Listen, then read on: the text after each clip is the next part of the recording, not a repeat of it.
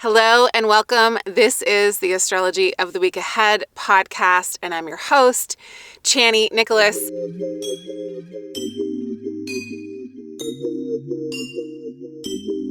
All right, y'all. This week we've got a very wild-looking eclipse.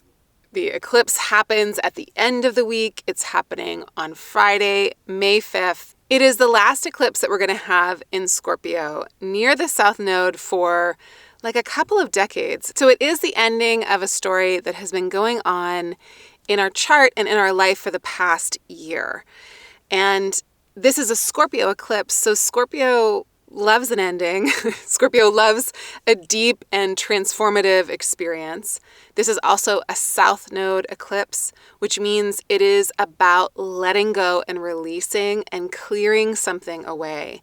So because of the transformational quality of Scorpio, because Scorpio is a sign that speaks about death and rebirth and regeneration and, yes, again, transformation, and because it's a South Node eclipse, which is about releasing, letting go, and because it's the last of this series of South Node eclipses in Scorpio, we can expect this to be a fairly dramatic closure. Eclipses are times of endings and beginnings, and this one definitely, again, in many ways, looks like an ending or a closure, or again, a transformation or a transmutation. This is an alchemical process. Now, the thing about alchemy is this: we have to have a really sturdy container to alchemize emotions within.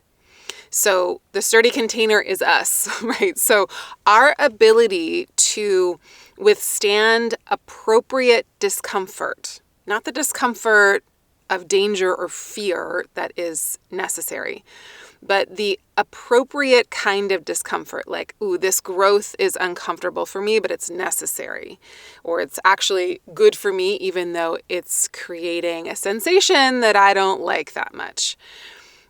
Doing an alchemical process, going through something that is an alchemical process, requires us to withstand the discomfort, the irritation, and our desire to react, to get out of the discomfort.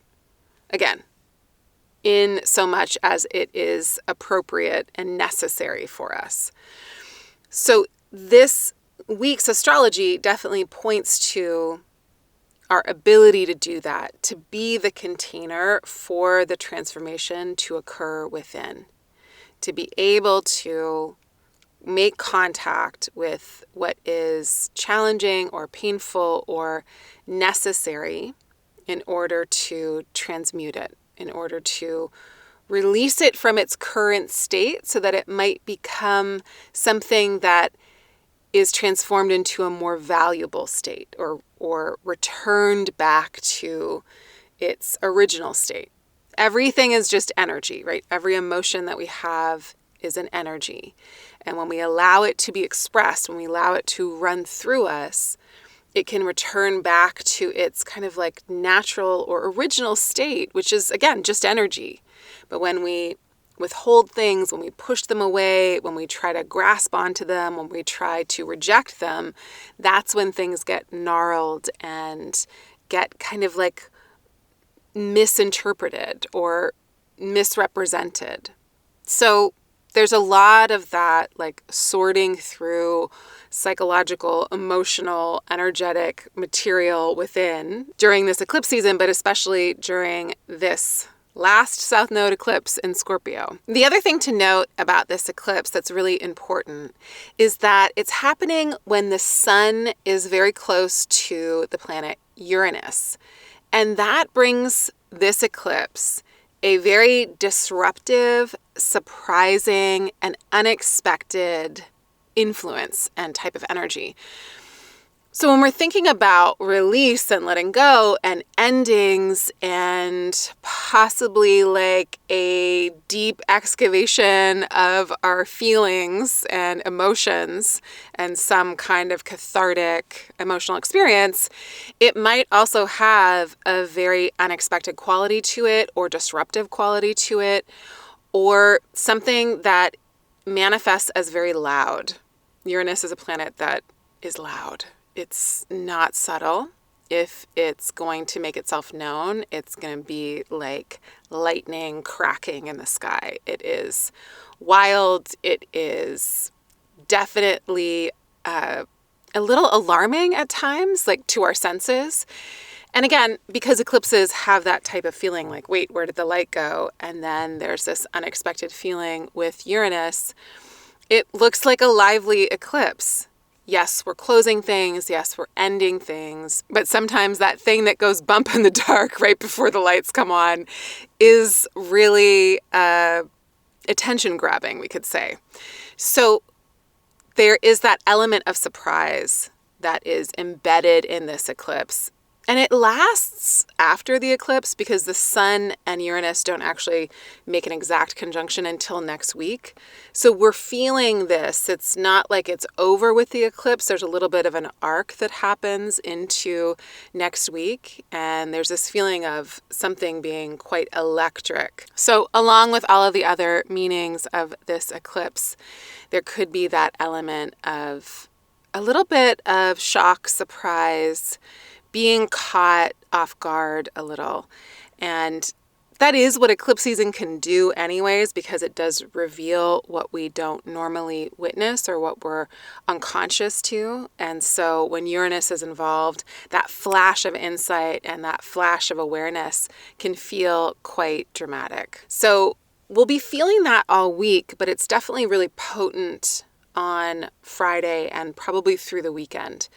So, live your life, do your thing. It's not like we need to stop everything. But I will say this, on a South Node eclipse, I'll turn it down a notch. I'm not going to try to watch an eclipse. I'm not going to try to go out and do everything on a South Node eclipse. Again, go live your life. Just know that it's really good to surround eclipse season with a little extra padding, with more internal resources, with more sleep, with more care to the system. Why? Well, in astrology, the sun and the moon are the luminaries, the lights of our sky, obviously. And in our chart, they symbolize our life force. So when our life force, or when the symbol of life force gets eclipsed, it's thought that it's a good time to kind of lay a little lower, right? To conserve our energy and not overspend it because it's a little unstable. There's a ungroundedness to eclipse season, right? We've got light and it's gone and it comes back again. It's like when the electricity goes off and on. It can kind of like mess with stuff. It can mess with our circuitry. So we want to just be a little extra bolstered and a little extra careful and caring to our systems. So we know that that's coming at the end of the week. So we're working towards that all week, and we can just take for granted that it'll probably color everything else that is going on during this week. But I do want to go back to Monday and say that there's two things that happen on Monday that are really important. One is the Mercury cazimi, which means it's a day of absolute clarity and an ability to download a lot of really important information amidst the Mercury retrograde cycle. There's always one good day in the Mercury retrograde cycle, and it is this Monday. And I'd love for you to make use of it. Take note of the good ideas that come, take note of the important conversations that come through, and take note of the moments of clarity that also occur. Also on Monday, Pluto is stationing retrograde. It has gone just a little bit into Aquarius, and now it's going to backtrack and it's going to move back into Capricorn. The only other astrology to mention this week is that on Thursday, Venus makes a square to Neptune and then a sextile to Jupiter, which just spells out a day that feels like it's full of the desire to do delightful things. So this is a day where we're going to want better lighting, cuter outfits, better treats, more cuddles, more dates, more connection, more art, more love. And it's not necessarily a great day for, managing our expectations around love and connection or pleasure, but it is a day that will probably encourage some excess. So Moderate where and when you need to, but it's a day where we will really be wanting connection and love and affection. So give yourself a lot of it. It's not a great day for, again, restriction, or probably not a great day for getting a ton of work done. So, like out of office early, take an extra long lunch, have a leisurely breakfast, take the meetings that are fun, do things that are delightful, and you'll be happy. Just don't overdo anything that feels like it leaves you with a residue, because we are, again, moving right into a South Node eclipse on Friday. And again, South Node eclipses are about purging and releasing and letting go. So it's really good to be on the side of the emotional detox, if you will. So drink your water, hydrate metaphorically and literally. Be in that kind of zone of, again, feeling like, okay, I don't have a ton to release because I've done the work already. I'm not like chock full of stuff I need to like sort through and get out of my system. So have fun on Thursday, but know that there's something a little extra gnarly on Friday that might be like a deeper exfoliation than you wanted. So again, prepare your systems accordingly. Then on Sunday, Venus moves into Cancer, and here it will bless the part of our chart that contains Cancer, and there will be a big emphasis on care and connection in our relationships and building those kind of familial bonds in our relationships. But again, the big deal this week is that last lunar eclipse in Scorpio. It's a full moon. It's an eclipse. It's in Scorpio. It's near the South Node. All of those things together spells out a really deep, maybe even profound, hopefully cathartic, emotional release. Maybe we'll just all have a good cry in the bathroom and be done with it. But it is an eclipse that marks an ending to something. And when something in our life is ending, it's really important that we show up for that ending. A lot of times, endings freak us out and we leave early and we don't go through the necessary steps for closure to occur.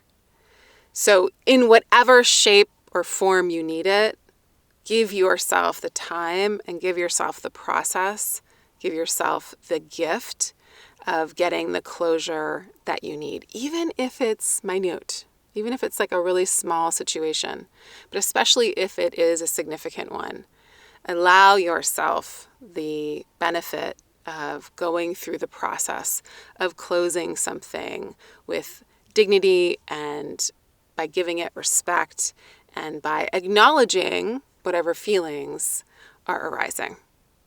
All right, y'all. Sending you a lot of love and protection and support. Bolster your systems, get extra sleep, have a lot of nourishment in your life right now. You're going to be grateful that you gave that to yourself. Check out your reading on the Chani app if you are a subscriber. We'll talk about exactly where this eclipse is happening for you and what it's meant over the past year, what you've been able to release here, what you've been able to put out into the world. Sometimes South Node eclipses talk about all the things that we got to put out. Sometimes it's like releasing a lot of information, a lot of our work and talent into the world. And sometimes it's about letting go of the expectations that have to do with where those eclipses were happening in your charts. So check out your reading, see if it resonates, and again, take really good care of yourselves and each other this week. Thank you all so much for leaving a review in the App Store. We appreciate you and the time you take to do so. I wanted to share one with you called The Most Helpful App on My Phone. I love this app and I sing its praises to everyone I know. The free version is great, but it is so absolutely worth the subscription cost to get the paid version. So much more valuable than paying for Netflix. I actually do the meditations and rituals this app shares, which is miraculous in and of itself. Chani makes astrology and magic accessible for everyone. I'll see you back here next week for a post-eclipse roundup and next week's astrology.